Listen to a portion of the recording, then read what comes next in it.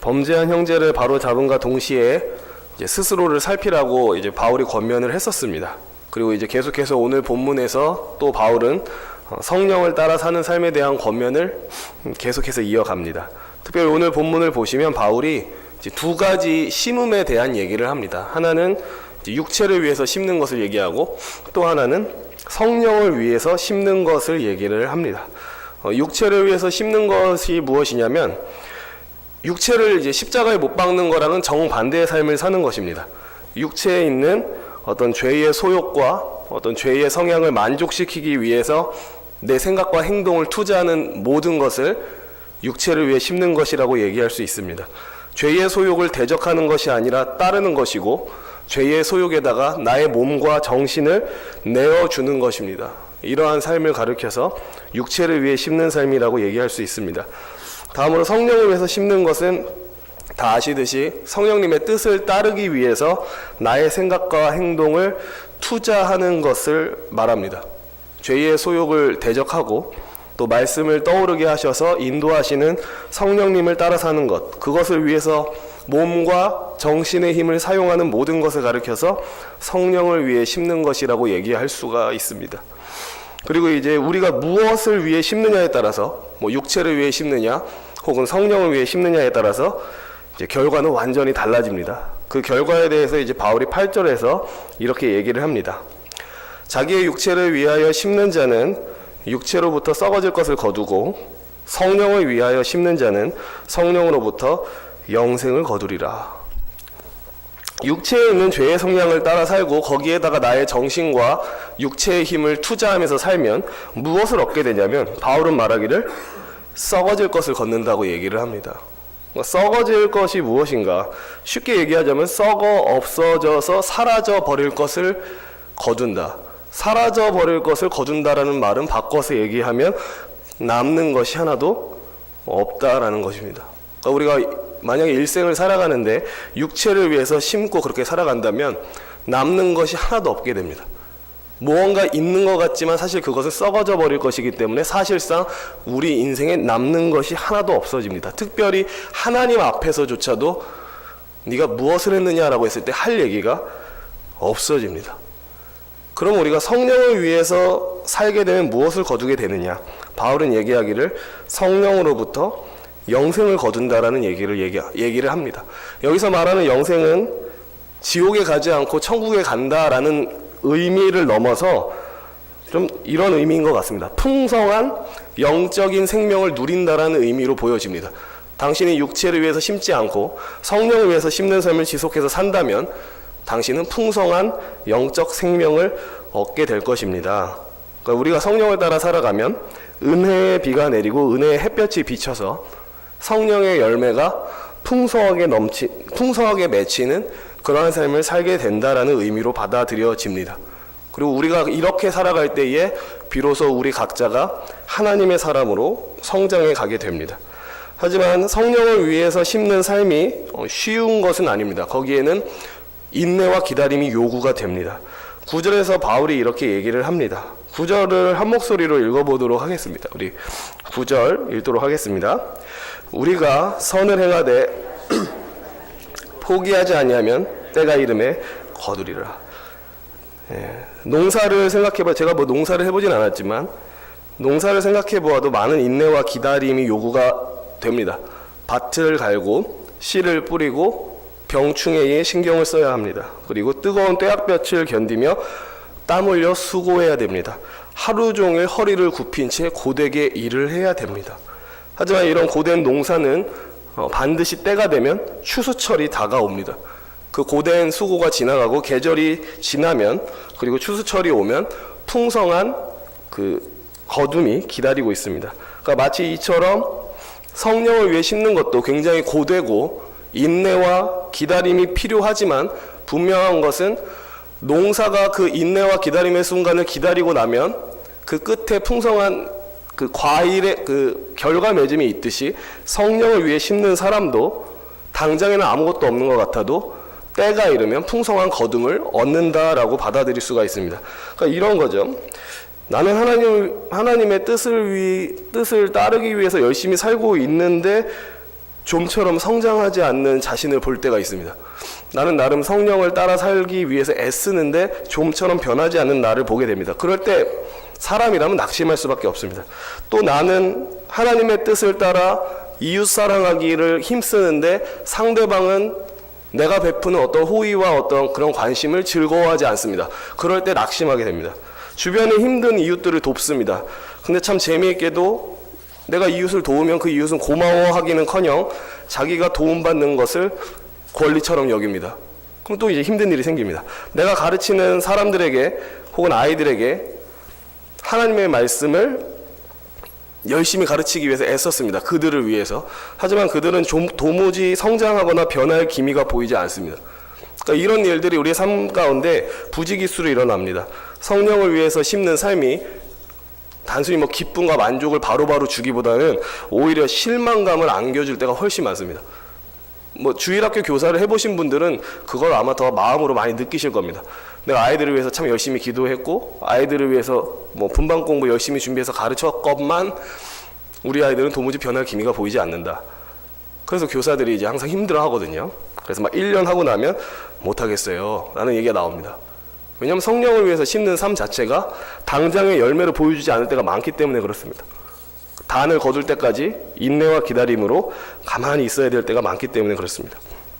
특히나 하나님의 뜻대로 살기 위해 애쓰는 사람일수록, 성령을 위해 심는 삶을 살기 위해 애쓰는 사람일수록 사실 실망할 일이 더 많을 수 있습니다. 해도 안 되는구나 라는 느낌, 무언가가 되는 기미가 없다, 결실이 보이지 않으니까 너무 힘들구나 하는 낙심에 빠질 일이 더 많을 수 있습니다. 근데 참 다행히도 바울은 이런 상태에 빠질 수 있는 우리에게 말을 합니다. 선을 행하되 낙심하지 말라. 성령을 위해 심는 일 때문에 낙심하지 말라. 포기하지 않고 때가 이르면 반드시 열매를 볼 것이다 라고 얘기를 합니다. 그리고 이어서 10절에서 바울이 얘기를 합니다. 그러므로 우리는 기회 있는 대로 모든 이에게 착한 일을 하되 더욱 믿음의 가정들에게 할지니라. 그러니까 바울이 선을 행하되 낙심하지 말아라. 때가 이르면 반드시 결실을 거둘 것이다. 그렇기 때문에 너희는 선을 계속 행하라 라고 얘기를 합니다. 성령을 위해 심는 삶을 지속적으로 하다 보면 반드시 결실을 맺을 날이 올 테니까 이웃을 위해서 선을 행하는 일을 멈추지 말아라 라고 얘기를 합니다. 특별히 바울이 권면하는 것은 뭐냐면 믿음의 가정들에게 더욱 그렇게 하라는 얘기를 합니다. 그러니까 우리는 일단은 기회 있는 대로 우리 주변에 있는 이웃들에게 좋은 일, 착한 일, 선한 일을 계속 해야 됩니다. 예를 들면 직장 동료들한테도, 또 만약에 학교를 다니고 있는 분이라면 뭐 학교에 있는 사람들에게, 뭐 내가 있는 어디든지 간에 거기 있는 사람들에게 선을 행해야 됩니다. 그들과 사이좋게 지내야 되고, 그들 사이에서 어떤 짐이 되기보다는 뭐 함께 일했을 때 좋은 사람, 또 참 인격적인 사람, 뭐 예의 있는 사람으로서 존재해야 됩니다. 또 동시에 그들에게 복음을 전하면서 살아야 됩니다. 근데 좀 더 우선순위가 있습니다. 어떤 우선순위가 있냐면, 교회 바깥에 있는 사람들을 당연히 이제 이웃으로 여기고 챙기는 것도 중요하지만 교회 안에 있는 사람을 우선적으로 섬겨야 되는 게 맞습니다. 바울이 얘기를 하기를 기회 있는 대로 모든 이에게 착한 일을 하되 더욱 믿음의 가정들에게 할지니라 라고 얘기를 합니다. 그러니까 믿지 않는 이웃을 섬기는 일도 굉장히 소중하고 중요한 것인데, 우리가 우선순위를 굳이 둬야 된다면 교회 안에 있는 자들에게 손을 먼저 내미는 게 맞습니다. 그러니까 교회 바깥에 있는 사람을 먼저 돕는 것보다, 뭐 둘 다 도움은 제일 좋지만, 만약에 교회 바깥에도 도울 사람이 있고 교회 안에도 도울 사람이 있는데 우리가 가지고 있는 자원이 한정적이다, 둘 중 하나만 도와야 된다, 누굴 도와야겠습니까? 교회 안을 먼저 도와야 됩니다. 그들이 주 안에서 형제된 자들이고 함께 천국의 유업을 이어받을 자들이기 때문에 그들을 먼저 도와야 됩니다. 우선순위가 그들에게 있습니다. 그래서 만약에 교회 안에 경제적으로 힘든 자가 있을 때는 사실 그걸 남 일로 생각하면 안 됩니다. 그건 그냥 그 사람이 감당해야 할 일이고 나는 그냥 나의 삶을 살겠다 라는 접근은 사실 좀 좋지 못합니다. 물론 여기 계신 분들은 아마 다들 뭐 힘든 사람들이 있으면 다 도와주고 그렇게 아름답게 사셨을 거라고 생각을 하는데요. 만약에 우리가 그런 사람들이 있었을 때 교회 안에, 그러니까 가끔 이렇게 소식이 들려오지 않습니까? 아무개가 통장 잔고가 330원 밖에 없대. 월급 받으려면 아직 일주일이나 남았대. 그런 사람들이 있을 때 우리는 어떻게 해야 됩니까? 기도할게. 하나님이 채우실 거야. 아니죠. 그럴 때는 나의 지갑을 열어서 뭐 단돈이 아니죠. 5만 원이든 뭐 일주일을 버틸 수 있는 돈을 쥐어주는 게 맞습니다. 그러니까 뭐라 해야 될까요? 너무 추상적인 도움 말고 기도는 당연히 해야 되는 게 맞고요. 하나님이 채우시는 것도 당연히 맞지만 우리의 손으로 실제적인 도움을 줘야 됩니다. 특히 교회 안에 있는 누군가가 되게 힘들대, 어렵대라는 소식이 들렸을 때 근데 최대한 은밀하게 해야겠죠. 가끔 사람들은 이런 걸 행하는 걸 너무 이제 뭐라 해야 될까요? 약간 드러내고 싶은 인간의 욕망이 있기 때문에 나 아무개한테 이렇게 도와줬어 라고 얘기할 위험이 있습니다. 하지만 뭐 왼손이 하는 일을 오른손이 뭐 이렇게 모르게 하라 것처럼 사실 이런 도움을 줄 때는 아무도 모르게 하는 게 제일 좋습니다. 네가 그런 도움을 주고 살았었니? 라고 할 정도로 네가 그렇게 도와준 사람이 많았었어? 라고 나중에 할 정도로 그러니까 뭐 밥을 사두든지 음식을 주든지 돈을 주든지 뭔가 현실적인 도움을 줘야 됩니다. 우리가 이렇게 우리의 손으로 돕는 것 같지만 분명한 것은 하나님이 인간의 손을 통해서 하나님이 일하시는 거기 때문에 내가 누군가한테 줬다면 단순히 이건 내가 준 게 아니라 하나님이 나를 통해서 그 사람에게 준 겁니다. 그러니까 이게 교회 안에 필요합니다. 누군가가 진짜로 힘들다, 어떤 도움이 필요하다라고 했을 때 기도할게요가 아니라 기도는 당연히 하시는 것이고 실제적 도움을 주셔야 됩니다. 그렇게 할 때 그 사람도 하나님이 나를 돌보신다는 확신을 느낍니다. 이렇게 교회 안에 성도들 통해서 나를 도와주시는구나, 나를 챙겨주시는구나 라는 실제적인 확신을 느끼게 됩니다. 마지막으로 6, 7절을 함께 읽도록 하겠습니다. 6절, 7절 읽겠습니다. 가르침을 받는 자는 말씀을 가르치는 자와 모든 좋은 것을 함께하라. 스스로 속이지 말라. 하나님은 업신여김을 받지 아니하시나니 사람이 무엇으로 심든지 그대로 거두리라. 6, 7절을 제일 마지막에 이제 살펴보는 이유는 성령을 위해서 심는 삶이 결국엔 말씀 가르치는 자들과 함께 해야 가능하기 때문에 이걸 제일 마지막에 얘기를 했습니다.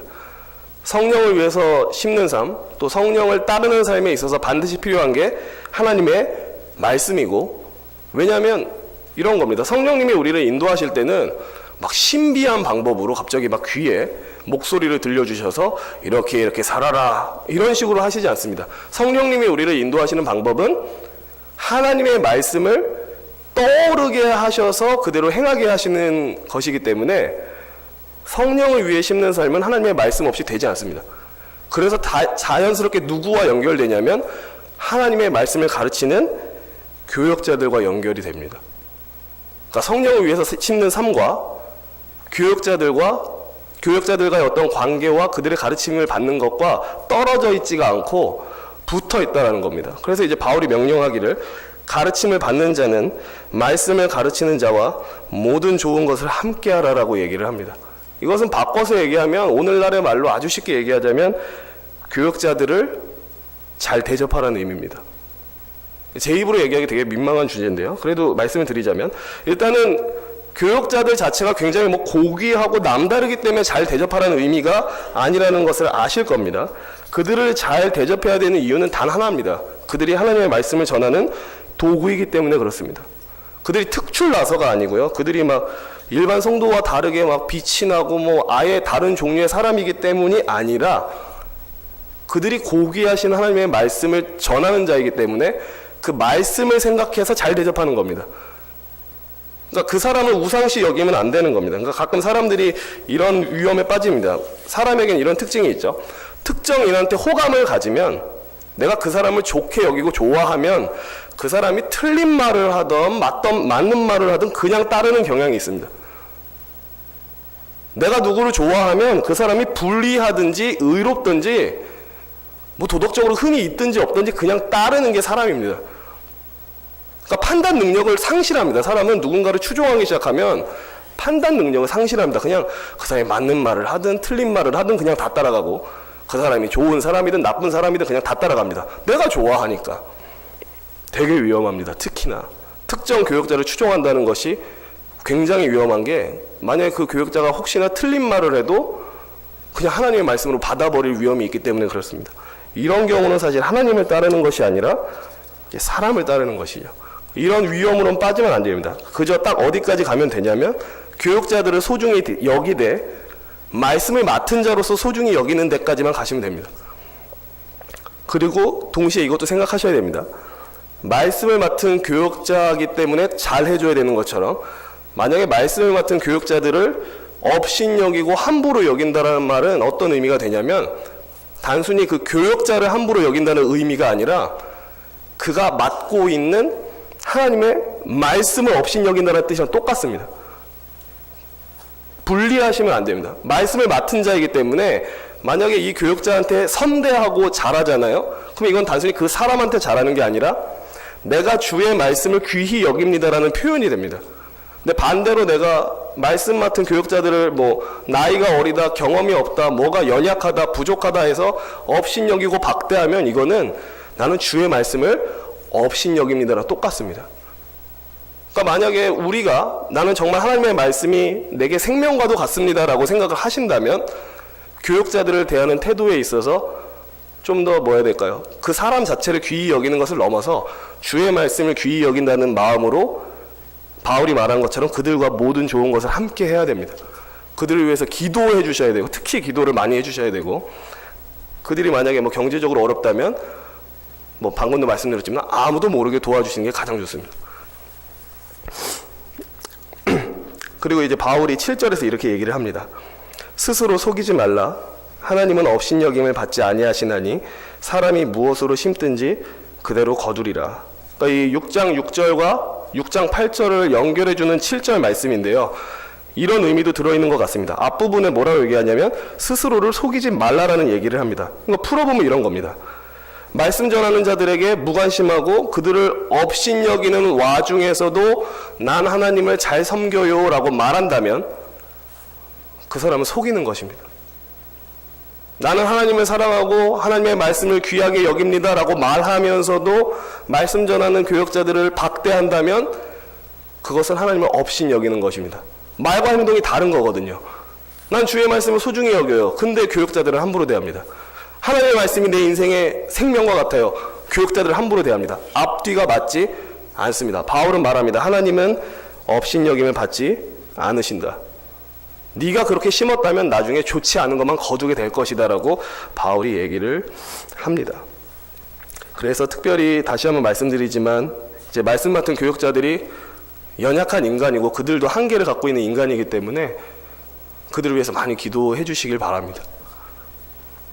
그러니까 저도 참 청년 시절을 돌이켜보면 뭐를 참 못했냐면 교역자들에 대한 물론 대놓고 불평을 안 합니다. 왜냐하면 교회 안에서 은근히 이게 불문율로 존재를 하죠. 교역자들에 대해서 험담하는 거 아니야 이러면서. 하지만 뒤로는 막 불편해하는 마음을 가질 때 저는 불편한 마음을 가지는 걸로 끝낼 때가 너무 많았습니다. 그러니까 교역자들을 위해서 기도하는 데까지 가지 못했던 거죠. 그래서 특별히 다시 한번 부탁드리는 것은 우리 교역자들을 위해서 많이 기도해 주셨으면 좋겠습니다.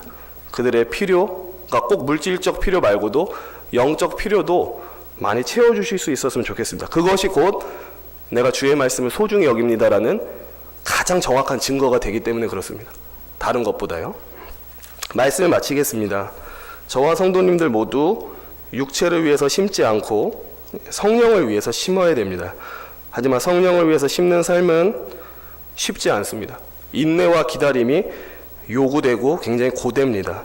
하지만 바울이 말한 것처럼 우리가 선을 행하되 낙심치 않으면 때가 이르되 반드시 결실을 거둘 것입니다. 그리고 무엇보다도 우리가 성령을 위해 심는 삶을 위해서 말씀을 배우고 말씀을 의지하는 일에 좀 더 힘써야 됩니다. 당연히 따라오는 것은 말씀 맡은 자들을 귀히 여기고 그들을 위해서 기도해 주는 것도 필요합니다.